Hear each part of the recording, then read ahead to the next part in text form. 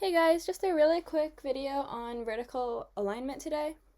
So horizontal alignment is kind of that idea of right alignment versus left alignment versus justified text, which looks like, that versus centered versus left versus justified, which is what we normally use.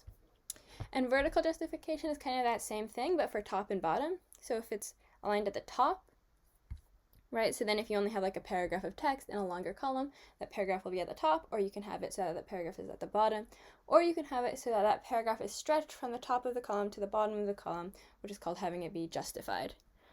And so when you get the text boxes out of CC libraries for the columns, they're going to be automatically justified.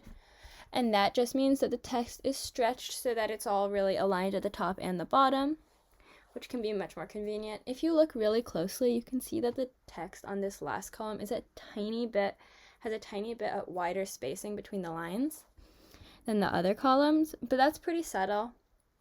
And that's what justifying it vertically lets you do, is it lets you align it at the top and the bottom, but just stretching it a little bit, which InDesign does for you, and it's super convenient because aligning text at the top and the bottom can be a really tedious thing sometimes. One thing you might notice though is if I did stretch this column, it's just going to stretch that spacing out. So that's not always, exactly what you want to see. And if you're having weird issues with it, you can change it so it's just top justified. So it's top aligned. To do that, I would hit Command B, Control B on a Windows to bring up this text frame option.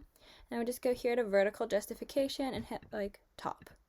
And all of a sudden you can see that it is, aligned all the way at the top with that exactly 10-point spacing as specified instead of the little leeway that justifying it has. Essentially, when you justify, it won't go significantly less than the spacing size you set, but it will stretch it out more if necessary.